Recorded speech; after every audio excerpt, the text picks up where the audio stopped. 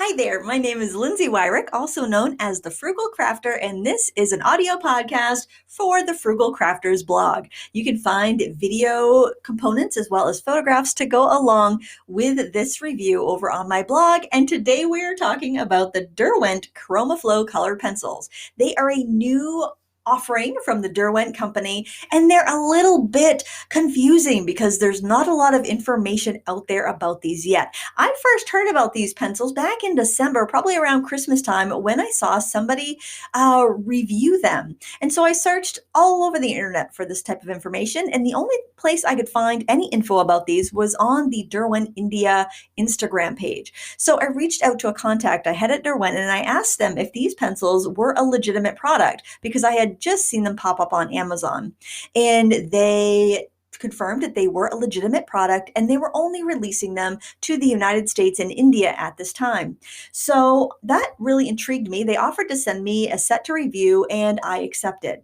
So I've been using these for a couple of weeks and I've been pretty impressed with them. We're going to go over the basics of these pencils, but if you'd like more information, if you'd like to see some, see them in action or see some artwork I've created with them, please check out my YouTube channel, The Frugal Crafter, and you can find that Chromaflow pencil review. It is a mouthful to say Chromaflow pencils. It's kind of a strange name. I don't know how they came up with that, but if I find out, I will update you folks.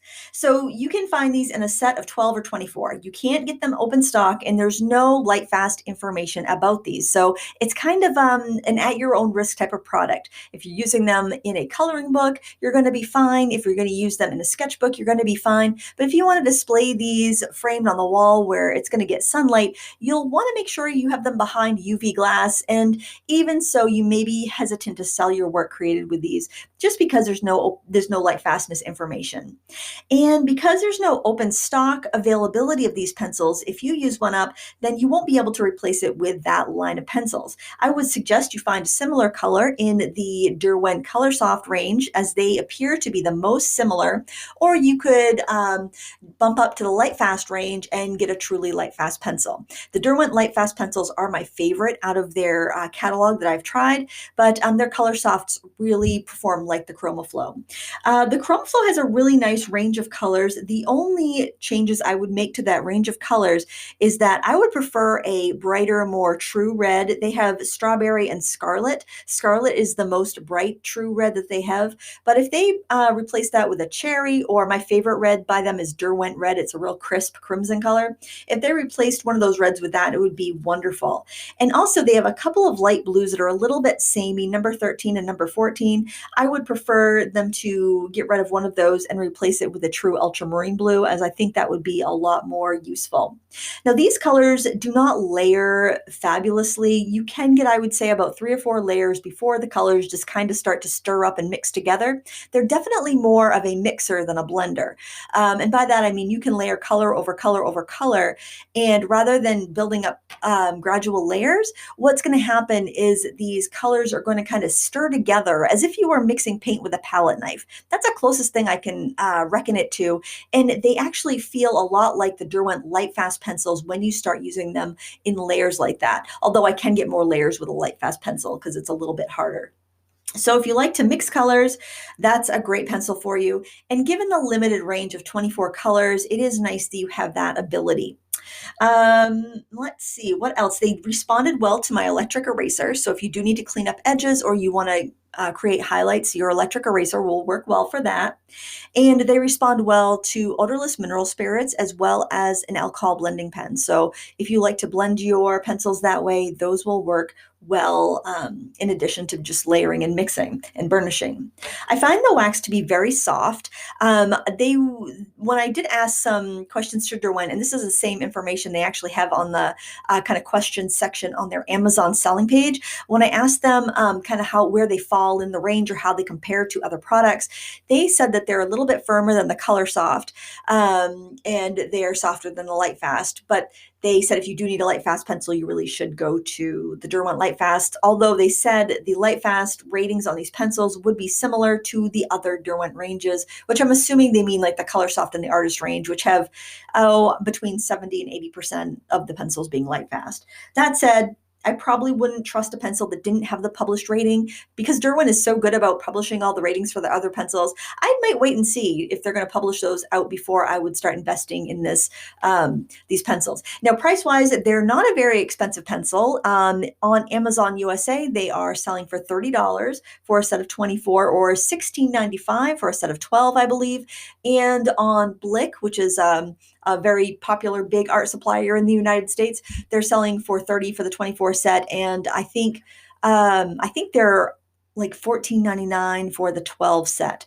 And the 12 set has more of your brighter primary colors. It does have a black and a white. Their white is nice and opaque. I do like that. It's very much like the Derwent drawing white. If you like that one, this is very similar.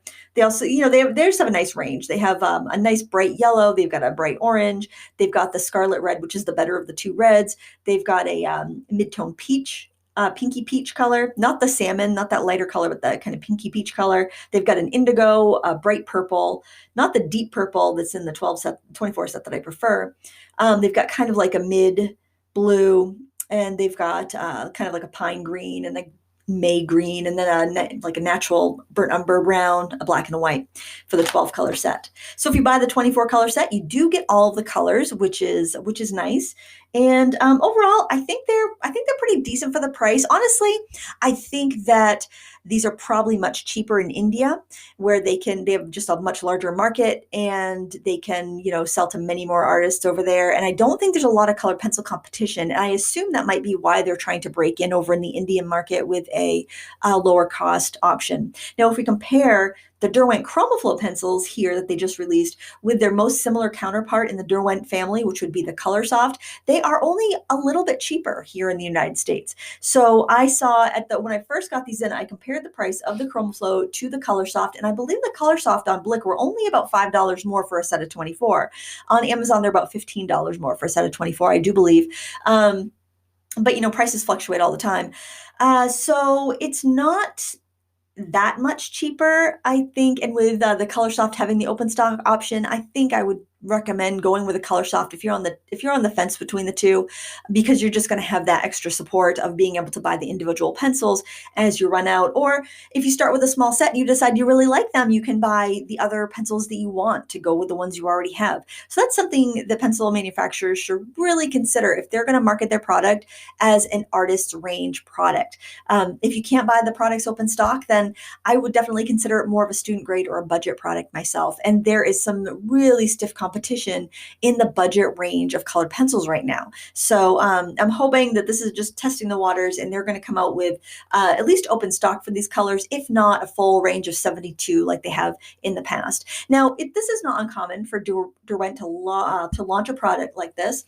When they started with Lightfast, I believe they came out with 36 colors, and then they came out with 72, and then they came out with 100. They just kind of like staggered it. They might have even started with fewer colors than that. I don't remember because they weren't quite on my radar. I think they were released in Europe first. They didn't come to America yet. And maybe the strategy is maybe they heard too many people complaining they couldn't get the pencils fast enough, and so they decided to get them out here first. I'm not sure what the strategy is there. I do know there are some folks over in England, in the UK, and in Europe that are upset that they can't get these pencils yet, where other countries further away can, especially when they're made right in Britain. So it's interesting. It's interesting. Overall, I have to say I do like these pencils. They were very comfortable to work with. They laid down very soft. You got vibrant color right off the bat. They mixed very well. You could get them to blend very well. It's a pretty thoughtful set of colors. Like, even though they don't have that really crisp red, they do have a magenta in the 24 set that's really nice when you want those really punchy details. They've got 3 purples, and actually, no, they got 2 purples in the 24 set, and then they've got an indigo, which you could shift your purple a little bit. You can also shift it with the magenta. Their white's nice. One other thing I would say, their gray is very light. Their gray is almost white. It's like a platinum, I think. So it would have been nice, rather than having that, if they had like a cool gray 50% or something like that, or even like a neutral gray 50%, something that would that you could blend out the black with and get a little bit more of a tonal range. But that's kind of nitpicky. There's only so much you can do with 24 colors, and you got to make choices. So I completely understand that. The barrels are on the skinny side. So if you think of like a standard size pencil, that would be like your yellow office pencils or Prismacolor pencils. And then you've got the oversized pencils, which would be pretty much everything else that Derwent sells that aren't the hexagonal ones, but their round barrel pencils are oversized. And then you've got these, which are undersized. The Chromaflows are actually a bit smaller. In fact, I have to use a smaller hole on my pencil sharpener. My pencil sharpener has the standard hole and then one a smidgen bigger and one a smidgen smaller. If I don't use that smaller pencil hole, I will actually snap the tips of the lead. And the reason for this, I think, is because the leads are 3.5 millimeters. I had to measure them with a caliper because I didn't have that. I couldn't find the information online.